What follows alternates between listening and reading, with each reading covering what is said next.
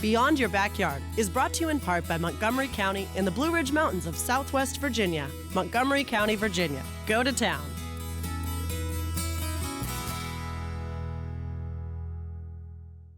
Hi, I'm Erik the Travel Guy. The sun is shining, the birds, they're chirping. That means it's time to learn more about and explore St. Pete, Clearwater, Florida. My name is Erik Hastings. Yeah, that's me. And for as long as I can remember, I've always loved to travel. And I still do today. Airlines, hotels, cruises, new places, delicious food. I love all of it. And that's why I've been traveling the world professionally, doing the very same things you can do for more than a decade.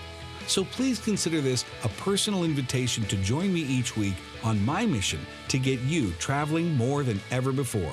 Because while the world is a pretty big place to explore, your next vacation is waiting to be discovered not just around the globe, but perhaps just around the corner. Let me introduce you to the places, people, and secrets I've discovered that remind me just how exciting it is to be alive, and hopefully will inspire you to get out of the house and into your next great adventure. I am Erik the Travel Guy, and this is Beyond Your Backyard.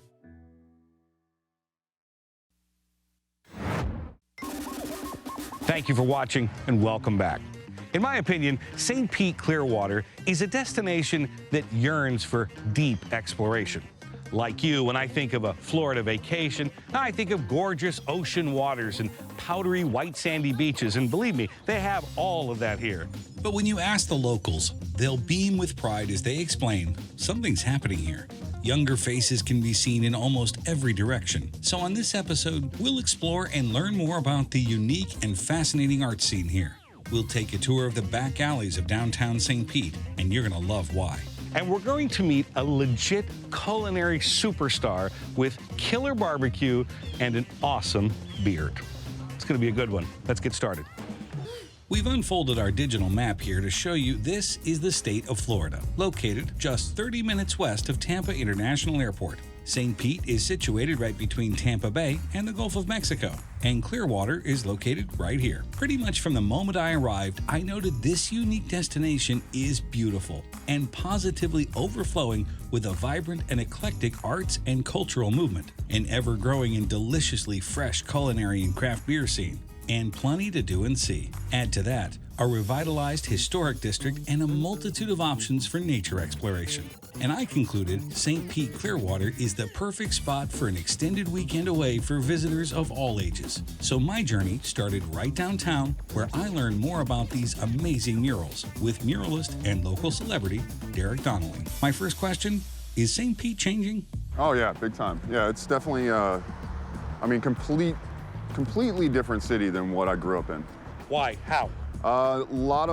Really just a lot of the culture, the craft brew scene, obviously the creative culture. We have a lot of millennials and other, younger generations kind of moving here because of some of those things. How many murals? I'd say, solid 100 to 200, full like wall murals like this, but a total of around 500, even the smaller, little stamps as we call them on some walls. When was this started?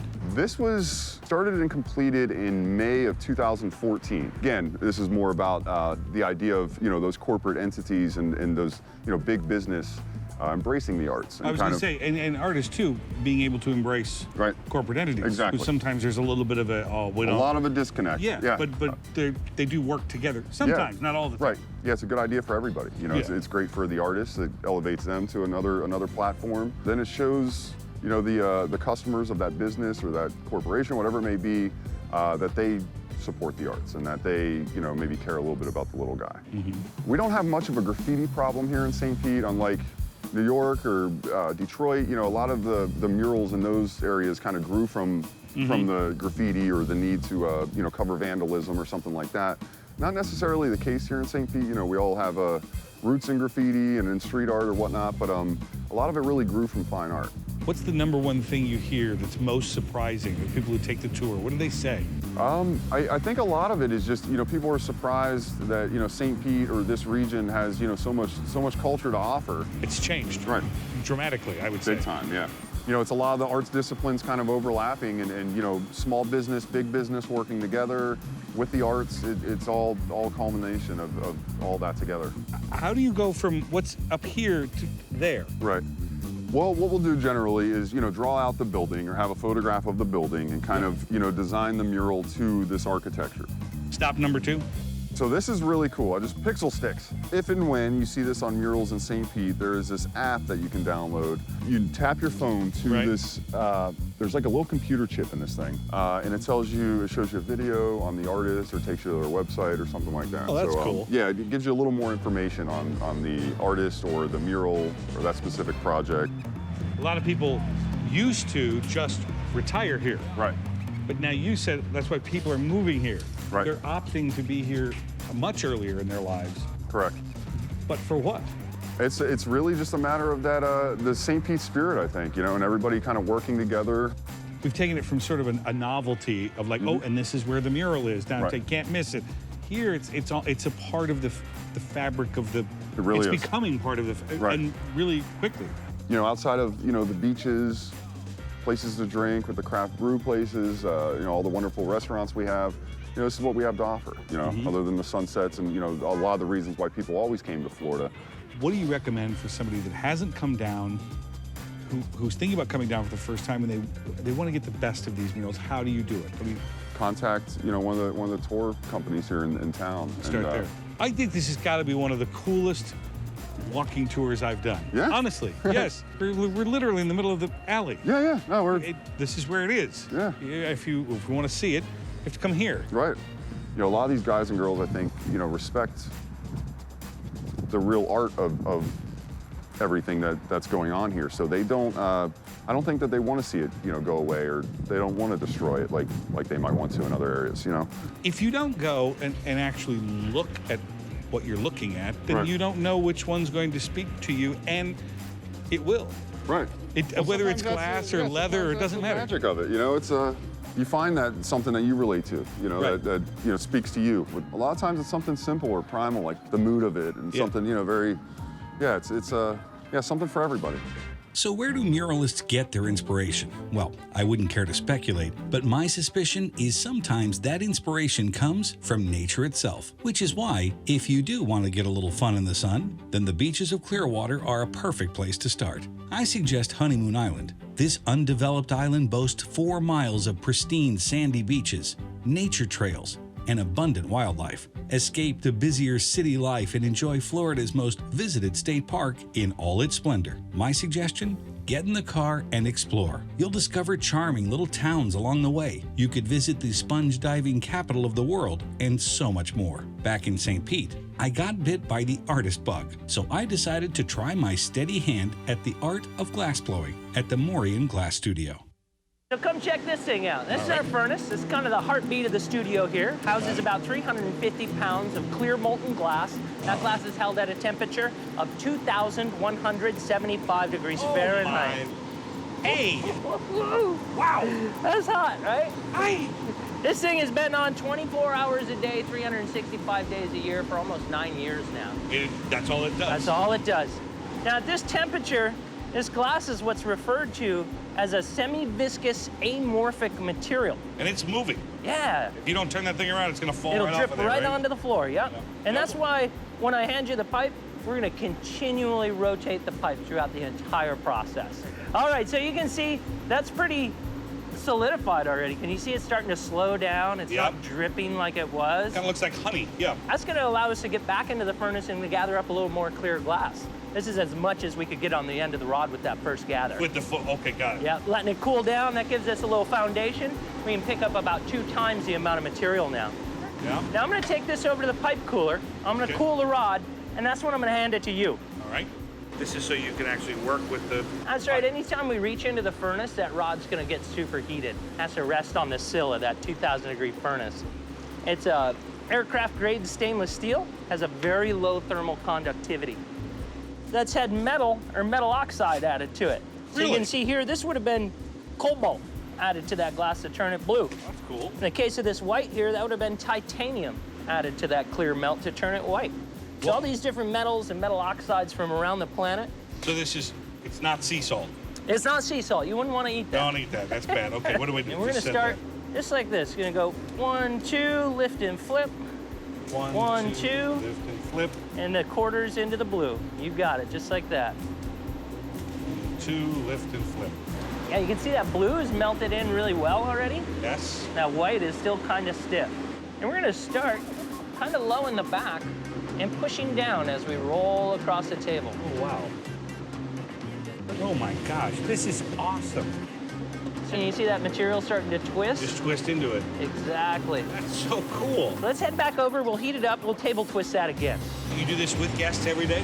Yeah, so we'll do 3 of these in the morning, we'll do 2 of these in the evening. Yeah, and we work with everybody from children as young as 11 to, I've had 90-year-old women in here working. See, that's moltenized again? Yeah. So we're gonna head back out, and now we're gonna come up in the back, and we're turning faster, and we let it roll across the table. Now, you may have noticed that the very nose of the piece is providing the friction to twist it, so it itself isn't twisted. So we're gonna grab a diamond shears, and we're gonna cut that nose off of there. Twist, finish up. Wow. And now go ahead and open. There you go. We're looking to start an air bubble in there. Got it. Let's head back over to the reheater. And we spend a solid 60% of our time over here, constantly bringing that glass back up to a malleable temperature. Working temperature.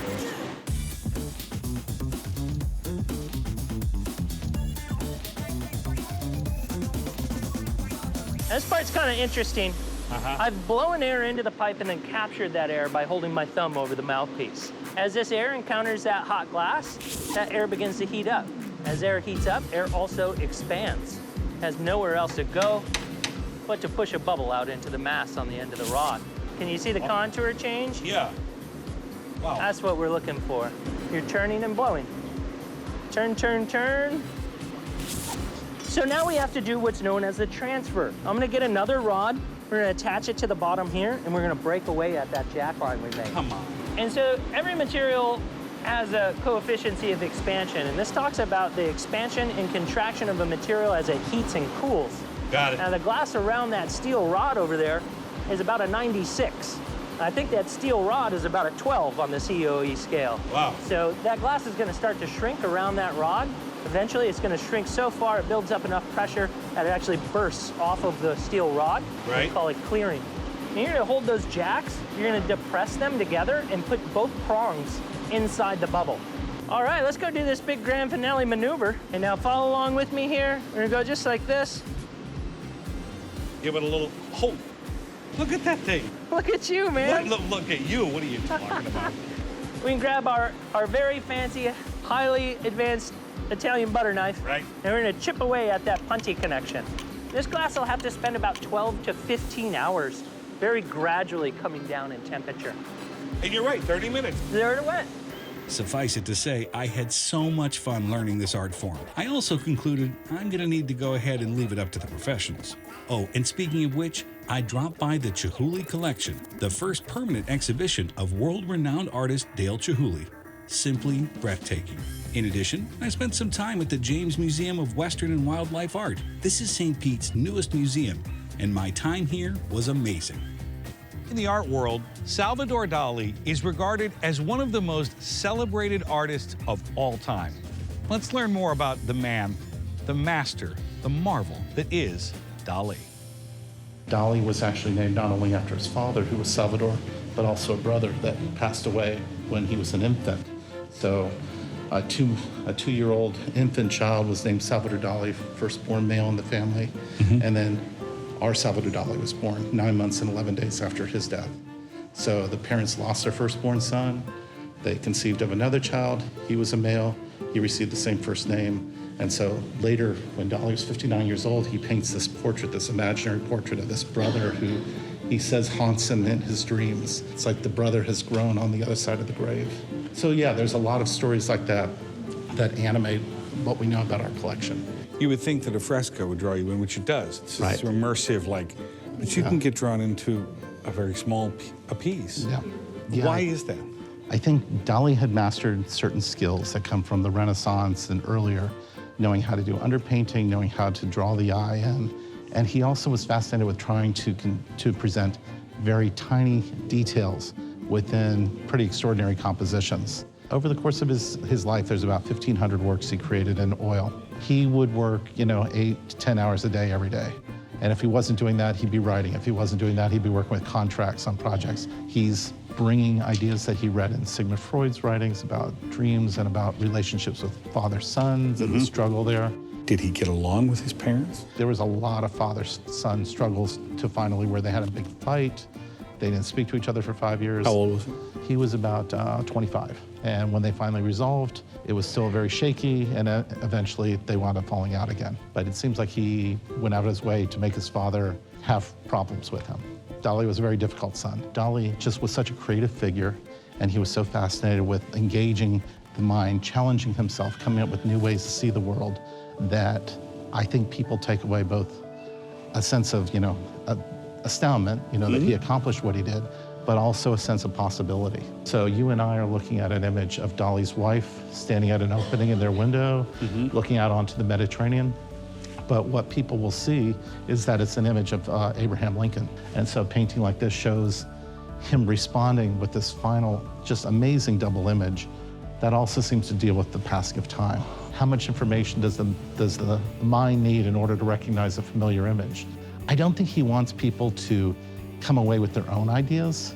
Life is not the way we normally take it to be. The world does not appear to us the way that we normally assume it does. Take another look, Right. Experience it again. So this is what makes this collection amazing. Of course, a few gift shop purchases were in order, and after that, it was time for lunch. So I paid a visit to Dr. Barbecue.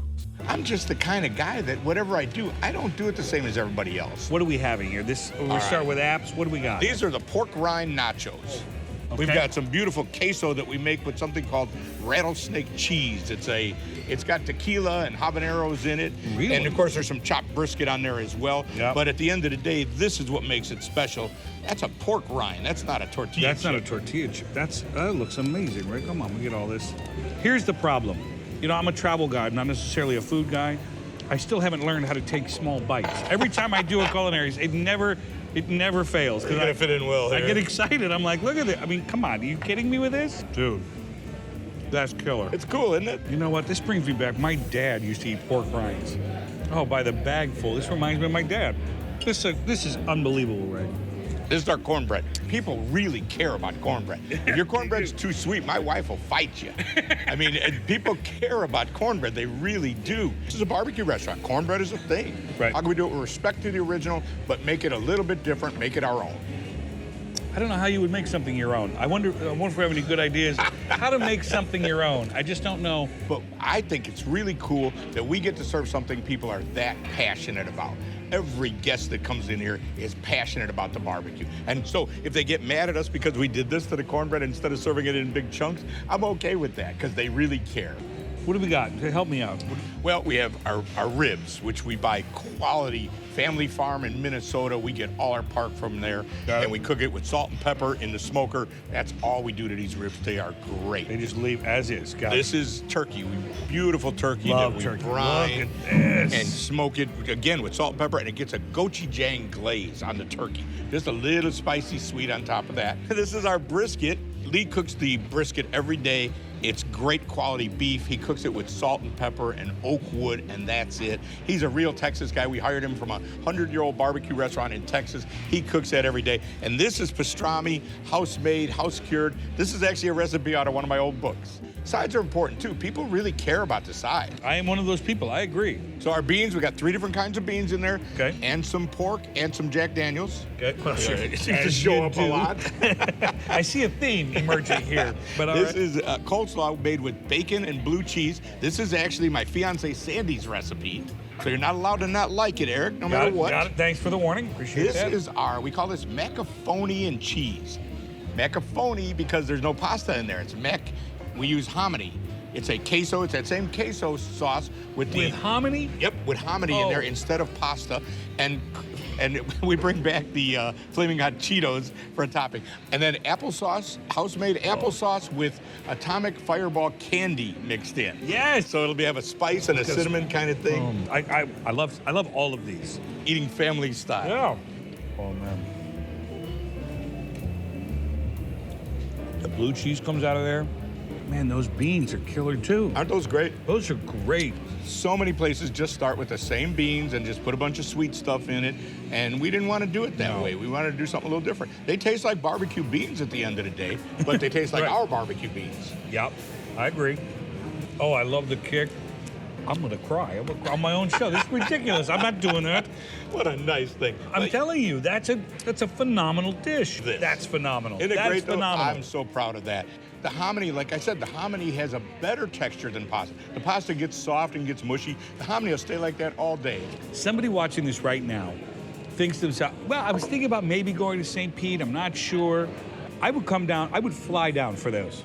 St. Pete, why in the world is this really becoming a food town?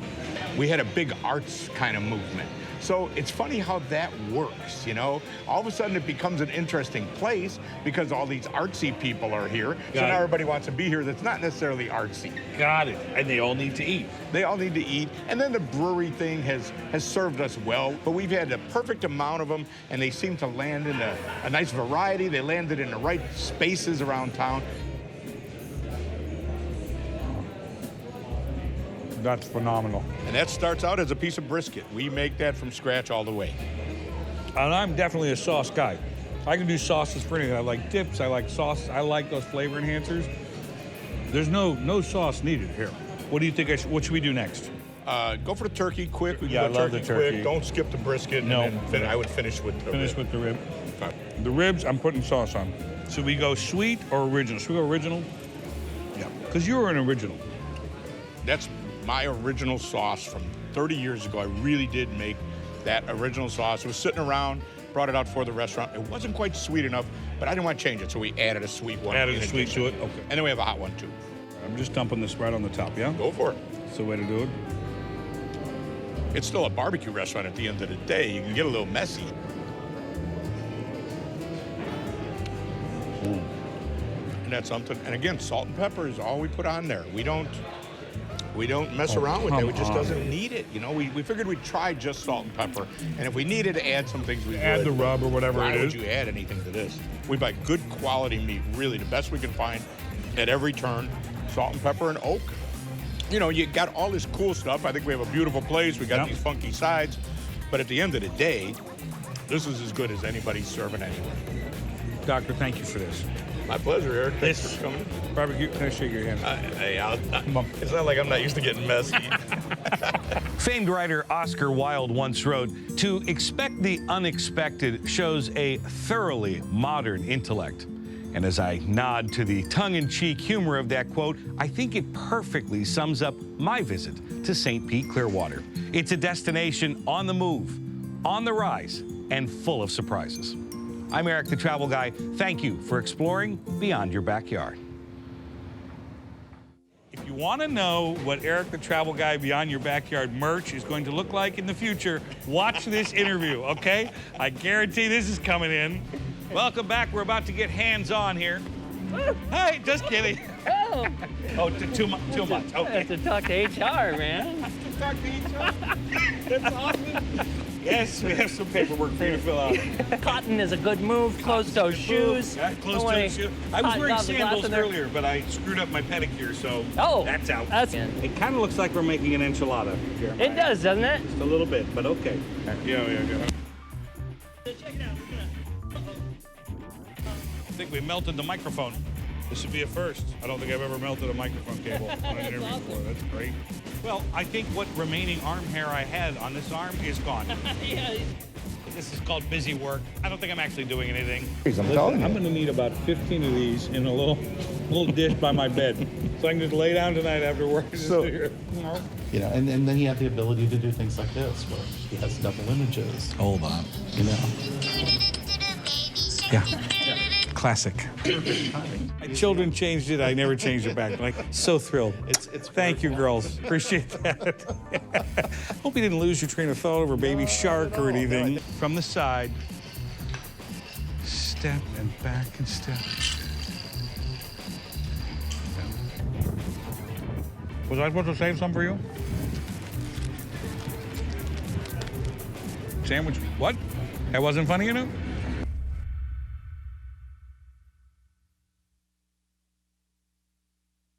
Hi, Hi, I'm Erik the Travel Guy. You know, I've been traveling the world professionally for more than a decade, and guess what I've learned? Is that fantastic experiences await you in every corner of the globe, and you don't always have to travel that far to uncover them. So join me each week as we go on and off the beaten path, meet really interesting people, and sample delicious food. And you never know, might even have a waterfall like that. We're exploring beyond your backyard.